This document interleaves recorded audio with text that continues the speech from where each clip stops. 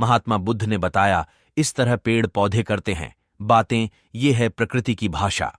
प्रकृति से ही पूरा संसार चलता है और प्रकृति से ही पृथ्वी पर जीवन भी है। जिस दिन प्रकृति किसी चीज से नाराज हो जाती है, उस दिन कई तरह की परेशानियां मनुष्य देखता है। महात्मा बुद्ध ने अपने भक्त को बताया कि किस तरह प्रकृति मनुष्य से बात करती है और उसका जीवन में कितना महत्वपूर्ण रोल भी है। एक दिन महात्मा बुद्ध एक वृक्ष को नमन कर रहे थे। दूर खड़े एक भिक्षु ने देखा तो उसे हैरानी हुई। वह बुद्ध के पास गया और पूछा, भंते, आपने इस वृक्ष को नमन क्यों किया? भिक्षु की बातें सुनकर बुद्ध ने जवाब में कहा, क्या इस वृक्ष को मेरे नमन करने से कुछ अनहोनी हो गई? शिष्य बोला, नहीं भगवान, ऐसी बात नहीं, पर मुझे ये देखकर थोड़ी हैरान अवश्य हुई कि आप जैसा ज्ञानी महापुरुष इस वृक्ष को नमस्कार कर रहा है, जबकि यह न तो आपकी किसी बात का उत्तर दे सकता है और न ही आपके नमन करने पर अपनी प्रसन्नता जाहिर कर सकता है। बुद्ध मुस्कुराए और उन्होंने कहा, वत्स, तुम्हारा सोचना गलत है।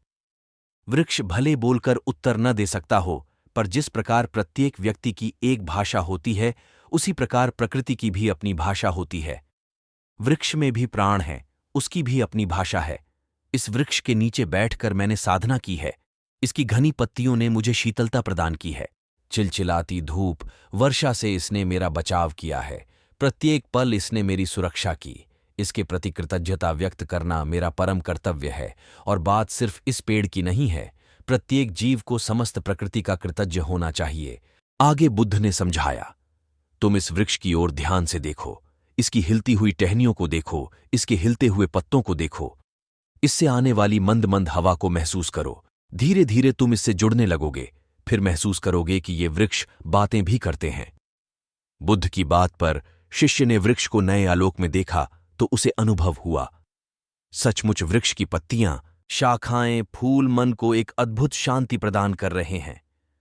अब शिष्य भी वृक्ष के सम्मान में झुक गया। गौतम बुद्ध के इन अनमोल विचारों को पढ़िए, जीवन की हकीकत से आप हो जाएंगे वाकिफ। बिना सेहत के जीवन जीवन नहीं है, बस पीड़ा की एक स्थिति है, मौत की छवि है।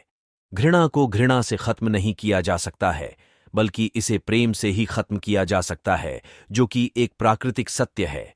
आपके पास जो कुछ भी है उसे बढ़ा चढ़ाकर मत बताइए और ना ही दूसरों से ईर्ष्या कीजिए। आप चाहें जितनी किताबें PRH लें, कितने भी अच्छे प्रवचन सुन लें, उनका कोई फायदा नहीं होगा जब तक कि आप उनको अपने जीवन में नहीं अपनाते। वह जो 50 लोगों से प्रेम करता है, उसके 50 संकट हैं। वो जो किसी से प्रेम नहीं करता, उसके एक भी संकट नहीं हैं। किसी विवाद में हम जैसे ही क्रोधित होते हैं, हम सच का मार्ग छोड़ देते हैं और अपने लिए प्रयास करने लगते हैं। स्वास्थ्य सबसे बड़ा उपहार है, संतोष सबसे बड़ा धन है, वफादारी सबसे बड़ा संबंध है। नफरत से नफरत कभी खत्म नहीं हो सकती। नफरत को केवल प्यार द्वारा ही समाप्त किया जा सकता है। यह एक प्राकृतिक सत्य है। जो बीत गया उसमें नहीं उलझना चाहिए और ना ही भविष्य को लेकर ज्यादा चिंतित रहना चाहिए, बल्कि हमें वर्तमान में ही जीना चाहिए।